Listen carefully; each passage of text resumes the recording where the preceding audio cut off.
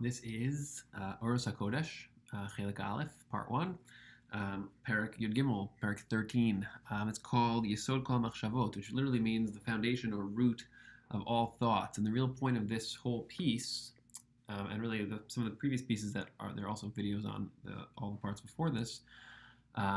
So it's really about how at root, all thoughts kind of have a place, and everything has somewhere that it belongs. It's kind of like sometimes we tell people, like, I'm a teacher, so when I teach, kids. Right now, I'm teaching high school kids. When I teach them, sometimes you'll hear. I remember when I was in school, they would say, "There's no such thing as a stupid question." Although sometimes the way teachers would react would be like, kind of made you feel like something was a stupid question. But really, the idea of there being no such thing as stupid questions is that when you have a thought, it goes somewhere. It's part of a system that fits in somewhere. It might not fit in the exact place where you thought it should fit, and then that's when sometimes teachers will say, "Oh, that's a stupid question," or they'll make you feel like it was a stupid question because the way that you tried to present it, so it didn't really fit there. But it's a more true statement to say that's a very, very powerful point in a particular place, and then to show where that point actually belongs. So every thought, every idea has its place, and that's had some pretty extreme implications if you think about it, because there are a lot of crazy thoughts out there. I mean, there's a lot of crazy people in the world who do a lot of crazy things, and what we're kind of going to claim here is that each of those ideas does have a place. I'll throw out a couple of examples of crazy things. Let's say Hitler had a whole philosophy about the world and about people, and he has a particular idea about how people are. There's some kind of way of saying there's different kinds of people that are not all people are the same. And he took that to a place where he said, since not all people are the same in some ways, that means that they are all not the same in all ways, and therefore we could eliminate ones that we think should be eliminated. That's taking your idea past where it belongs into a place where it no longer applies. So, but what Koch is talking about here is that according to the Torah's claim is that every idea does have its place. In other words, it has two ideas that we can use as an example, like the Hitler example just now. It is true to say that people are different and that some people are better in specific contexts than other people are in those same contexts. I will never be as good as Michael Jordan at basketball. So he is better than me at basketball. But that does not mean that now that we should take that to a place where we say, since Michael Jordan is better than Zev Bannon at basketball, then we should put Zev Bannon into a context like a concentration camp because he should be eliminated since he is not as good as Michael Jordan, because that's taking something past where it belongs. So the other idea that is fighting against the idea of there being differences between people is the thought construct of that all people are endlessly irreplaceable and special. So when you have these two ideas, so each one of them has its place. But when we're not clear on the fact that there are these two ideas that are at work, so then we start having very confusing thoughts where you can actually misplace an idea in your head and start to apply the wrong idea at the wrong time, and then you'll cause real problems. There's a lot of examples of that also in the world today. I mean, all these left-right polarizations really revolve around that. It could even be argued, I mean, not it can be, I think it is very much the case that a lot of the perspectives about male and female are also within this same rubric in terms of what we're talking about here, the same construct, because the idea of male and female, I've been reading a lot recently about how now there's, because Donald Trump was talking about, President Trump was saying how now the world is not as safe for men, and so of course you get a very intense backlash now from women there's all kinds of postings and writings and articles about how women's lives are far more dangerous in a lot of ways in a world where males are, committing sexual assault. And the question is, like, there are these two different ideas here. There's male and there's female, and each of these types of people, they have their own issues and their own problems and their own obstacles. And you start trying to, switch these with each other and sort of be like, well, let's compare this to that. I mean, the idea here is that each person's problems belongs in its place. And a problem that this person has is not the same problem as the problem that this person has. That's true for individuals and for genders and for nationalities. And, the people who live in Zimbabwe have a very different set of issues than the people who live in New Jersey. That's just what it is. So if they start to fight about that and to be like, no, my problems are worse, no, my problems are worse, that's just something which is, you're trying to expand your problems beyond the scope of your world into somebody else's space, and then you're misapplying your own idea to a place where it no longer belongs. So the truth really would be more accurate to say that people who are female have specific problems, and each one of those problems should be addressed and solved on an individual case-by-case basis, and there should be laws that relate to that. And so too, the truth also is that should also be true for each male person, just like it should be true for each American person or each Zimbabwean person or each Israeli, whatever your categories are. So there are little borders that define where an idea is supposed to be operating. And when you start to have conflict, where people start getting confused and trying to apply their own ideas onto a different context, that's where you're taking thoughts out of their proper environment, and that causes a lot of damage, a lot of confusion, a lot of arguments, and a lot of, I would say, polarization between people, because everyone's pushing and pulling, and they're arguing about placement of thoughts in contexts where they don't really belong. So we'll see more about that as we read. So let's read a little bit. Yesod kol machshavot, that's the name of the piece. Kol machshavot hagionos heim. All thoughts are actually logical. Uvekesher sistemeti, they are in a systematic connection, hein niksharot, with each other. They're tied with each other in a systematic way. All thoughts are connected. That's how thoughts work. Even thoughts that was just small bursts of ideas, very, very primitive thoughts. We dig in an intense way after the root. Where did that little spark of a thought come from? We'll find that they descend. There's a chain of logic that goes from point A to point B to where the thought is now, and a root that it kind of comes from. That's actually the way that thoughts are designed. It's inherent, intrinsic to thoughts, that they are linked one to the next, and they are layered, which means there's a structure to where think of it as a big puzzle, but also it's also like a 3D version of there's deeper and deeper and deeper thoughts that are the root of certain thoughts, and they can become more and more superficial. If you could have a thought of a flash of like, oh, I don't like that person, so that's a very superficial encounter with a thought structure. There's actually layers and layers and layers of deeper thoughts underneath that external thought that are actually driving that. At root, what is it that drives you to feel that you don't like that particular person? Well, to not like a particular person, you have to analyze, what does it mean to not like someone in general? What does it mean to not like people? Well, what does that feel like? I look at somebody and say, I don't want that person in my environment. I don't like what they are. So generally speaking, what the Gemara says is that kola posel bemumo posel. You only are going to be aware of someone else's issues. So if you see someone who you find that they have a negative character that you don't like, so you only will notice, you're only able to notice someone else's problem if you actually have that in some form. So you'll see another person, you say, I don't like the way that they're so annoying. So actually underneath that, first of all, what you're telling us is you personally you have a negative emotional perspective on that way of being.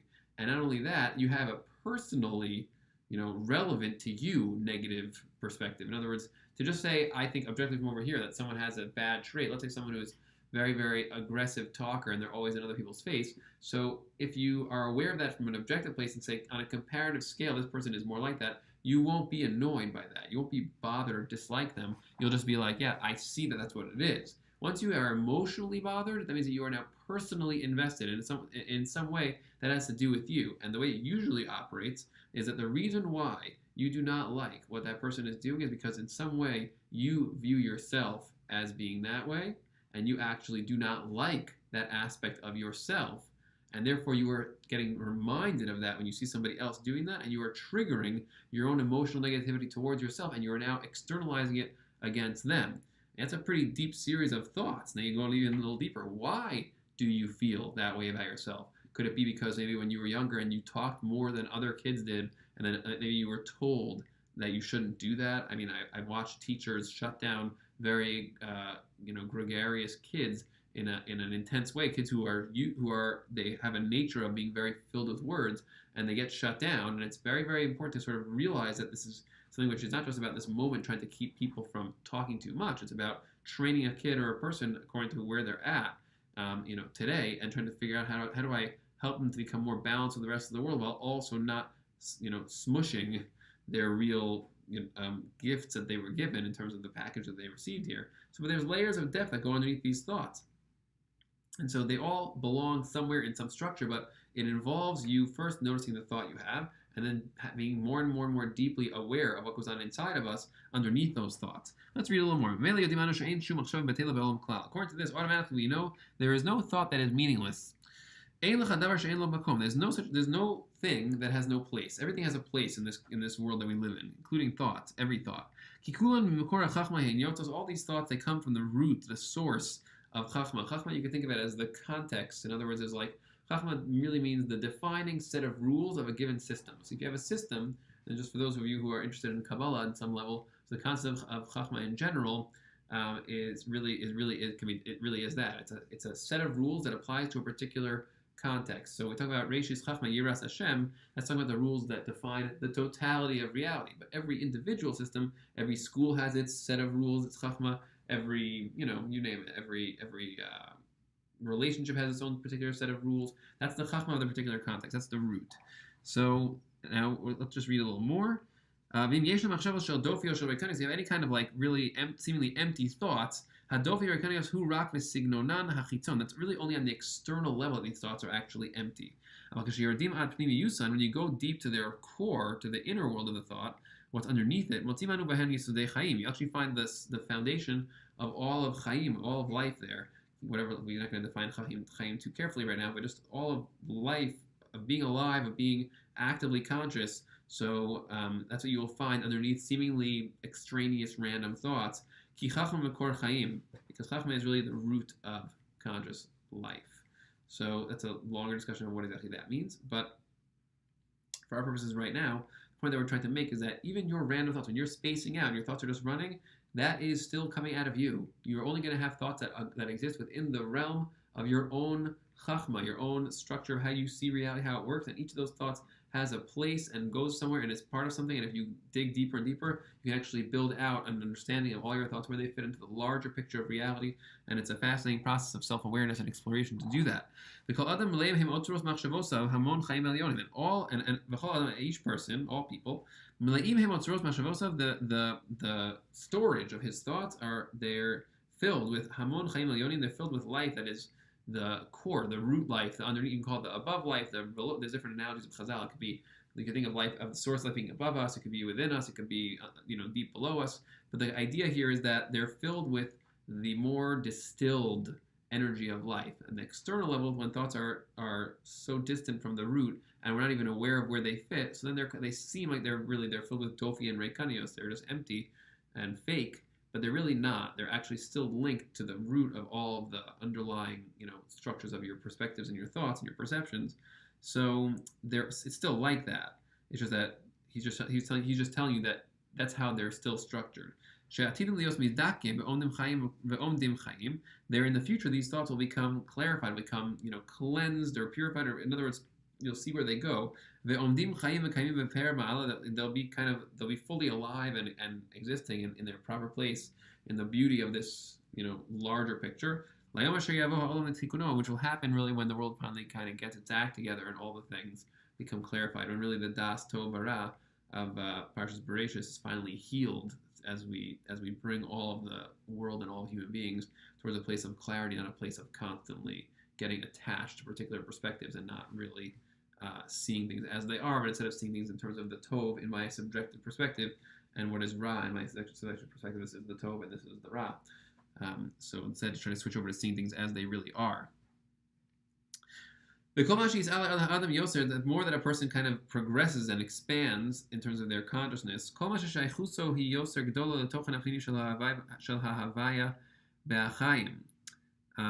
so the more you will. Sorry, that's actually continuing. Again, from the beginning of the paragraph. The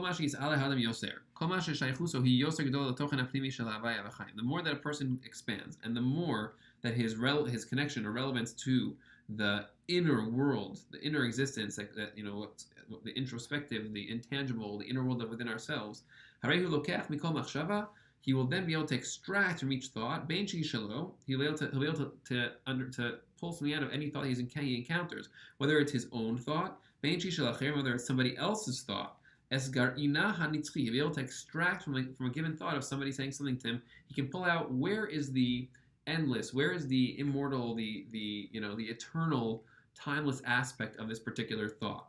So again, that's what I tried to do with the example from before. Let's say whether we use the Hitler example or any of the other examples, to try to realize that there is something in there that is real, that is true, that is part of the fabric of what is. It's just that when you take it past that context, then it becomes false. But within its proper place, it is true. To say that there are differences between people, that is very true. Now you have to define where that applies. What is the extent of that thought structure? And you can very deeply begin to understand that, well, if I'm an intangible self that is completely irreplaceable and endless, it's not going to be there that I'm really different. Where I'm really different is on the level of the externalities, on the level of the tools that I, as an intangible self, I've been equipped with a set of tools to use as I operate in the world.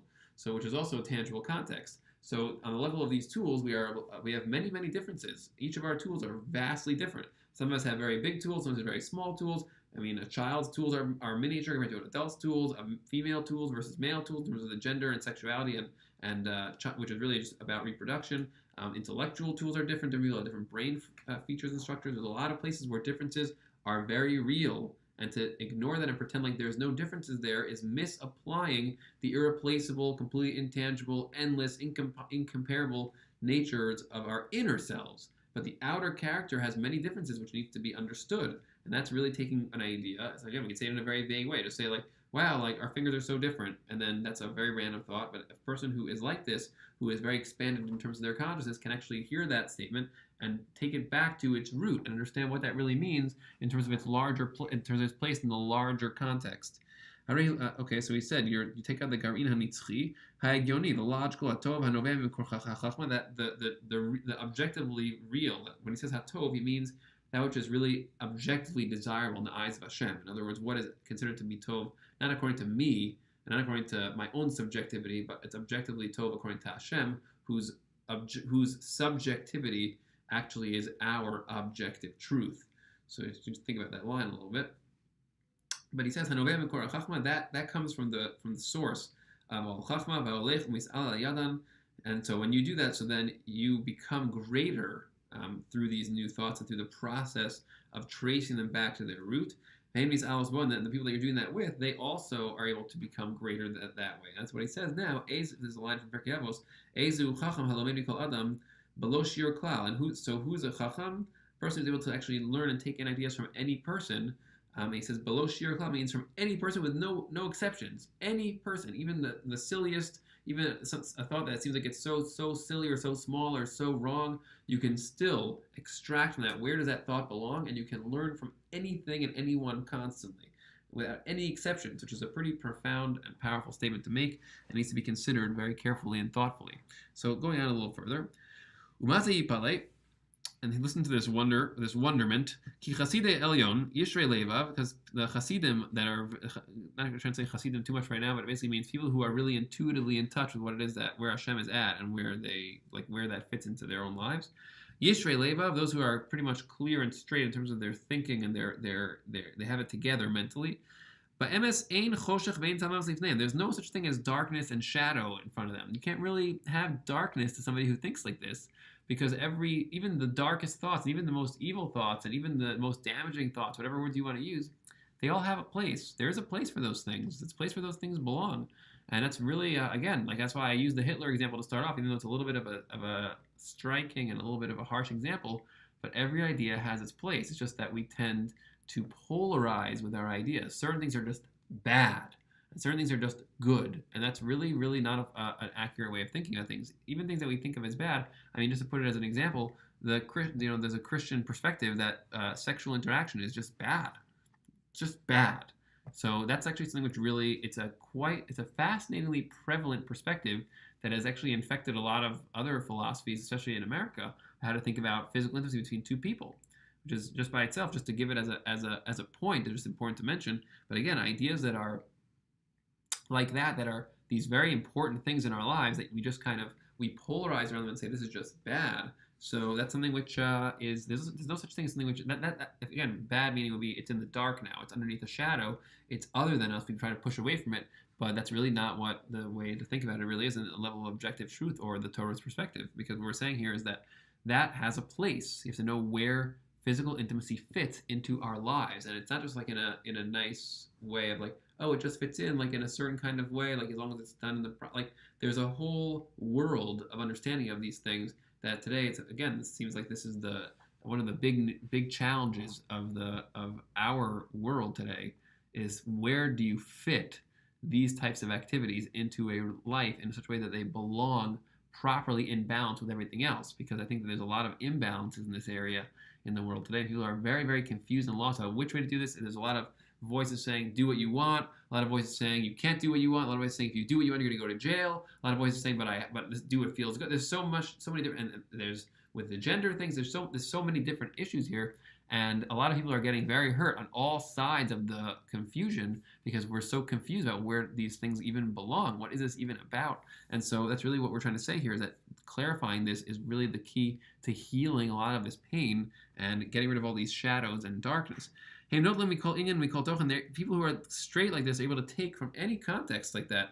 Karov or Rachok, whether it's a seemingly far off, like random thought, you could go to see a random movie, or you could hear a conversation that's about something completely separate and somehow hear the core of how it relates to a much deeper truth. Et hatov, et harananut, you could take what's good from it, you could take the freshness of life out of that. Et hakodesh shabo, the things that are really, dedicated to Hashem that are within it, to sort of see things in light of Hashem in a very real way. Mekarvim also el hakodesh, you can then bring the thoughts also closer to what they're truly dedicated towards. All these thoughts are really ultimately lead back to Hashem. And you're sort of showing how it's really like that already. Like you're by learning this way, by hearing other people's ideas and then linking them back to their root, you're actually showing that they were already kind of coming from there. It's really more of a revealing, not so much of a creating the connection back to its root. You're actually revealing the connection. And you're showing how there's oneness in all things. Everything basically, you think about Hashem as kind of like the center, and everything is kind of swirling towards him always. So everything is going closer and closer and closer to Hashem the deeper you go, and everything is already like that. It's just that we are trying to uncover that truth, and the people who have this straight heart and that are able to see in this way, they are both able to deepen their awareness of that and experience that, and also show it to others and expose people to the awareness that these things really do all go to the same place. Umeata, and based on that, that means that anytime you have a difficult time absorbing a particular thought, and you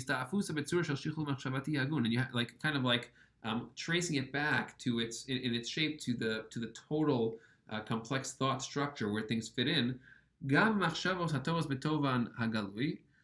it's the thoughts that are whether it's the thoughts that are visibly already part of the tov, whether they're your own thoughts, whether they're other people's thoughts, that you hear from other people, or you see it around you. So why is it hard? The reason why it might still be hard, he's like, anytime, based on what I said, he says here, based on what I just wrote, anytime that it's difficult to absorb a thought, it's because it is not revealed to the thinker what the root is that leads to this thing that allows this thought to proliferate, to become released.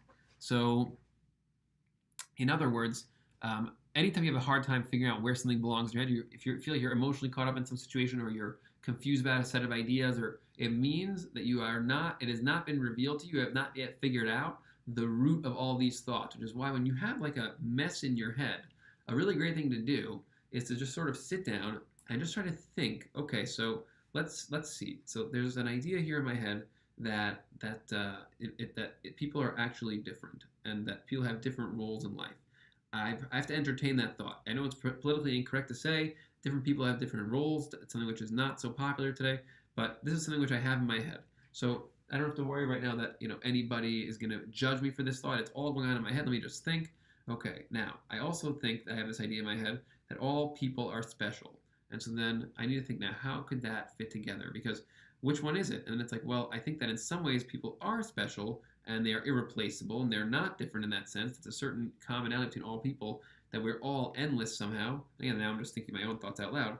And then, but on the other hand, I also do think that that we have differences between us, and in a certain way, if you could find someone that has the same exact skill set as me, maybe they could replace me. How do I resolve these things? And so as you think through these issues and you start to build a picture, and again, the Torah already describes for us, it gives you a whole set of ideas and models of how to think about these things, as I already mentioned earlier, about realizing that on the one hand you are an intangible, endless self, on the other hand you have a set of tools and skills that come with that set of tools that you use to operate in the world. That's your character, that you're kind of playing that character now. So that's really that's a way to think through these things.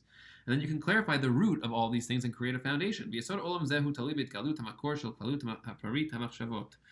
so the foundation of all these things is kind of based on the revealing of the general foundation of proliferation of thought. In other words, there has to be like a foundation, and that foundation is where all thoughts can proliferate from and then become more and more and more superficial. So when you have that yesod, that foundation, then you'll know that yesod. That's called yesod hachma. Avodas hayigayon lechol kocho mechadesh. That's really the logical effort and structure that you kind of have to work with to sort of figure out one thought from another. That's really what's called the world of bina. Learning one thought from the next thought, extrapolating out from the root of chachma all the way out to more and more and more peripheral, superficial thoughts. That's really, this is the whole avoda, the whole effort of like delving in to anybody who wants to be yashar lev, what we said before, someone who's thinking through these thoughts. To sort of take every thought and trace where it goes, what it's connected to. That's the line of life that connects that thought to its source. And that's really, as I just acted out in front of you now, that's exactly what we're talking about. Try to take all the thoughts inside of us and try to think about them in a very real way. And the tricky part there is that very often we have a hard time realizing that we really do not allow ourselves to consider certain thoughts because we feel ashamed. We don't want to admit that we think about certain things. We try to hide things from ourselves. But all thoughts that are inside of you have their place and must be considered, and even must be accepted. It's even important to say, because you have to start by saying, okay, I have these thoughts. Where do these thoughts belong? There is no thought that belongs outside of you and is off limits. It belongs somewhere inside. It is part of some aspect of you. Os emes shela v'as tashuv la'os chaya, and so you'll figure out what is the truth of that particular thought, and you'll be able to return that thought to its root of life, u'techayes ba'aleh, and then you'll be able to bring life to the one who is actually experiencing that thought, which is if it's you, then it's you, and if not, then it's really whoever you're doing it for, to show someone how thoughts that they have are actually, they belong somewhere. I mean, there's so many examples of things like that. I've had so many friends and students and coworkers and whatever who we've had conversations about thoughts that the person just did not want to even admit that they were having, and then it's like, first let's just give a framework where it's like, it's okay to have those thoughts. Like, that's just what we do. We have thoughts, and they come from somewhere, and those thoughts need to go somewhere. And they're true thoughts. You have to just know where they belong. Even thoughts that seem like they're taboo, off limits. That's exactly what we're arguing against here. There's no such thing as taboo thoughts. There's such thing as letting a thought take on a life that's way beyond where it belongs and then causing damage. That's a big problem. But if you react to that type of damage that you see around other people by hiding from that and saying, oh, this thought is now taboo because look what it does, that is negating part of truth, because those thoughts are part of you and they have a place where they actually do apply, where they should be used and expressed. You just know what that place is, and the Torah is designed to try to give us all those places, each in their proper amount. And that is the end of this first section of all these pieces. Okay, so we'll be starting the next video is a section called Yichud Anisar V'Anigleh. That's the big name of the whole section, and that really means unifying the hidden and the revealed, and we'll start with that in the next video.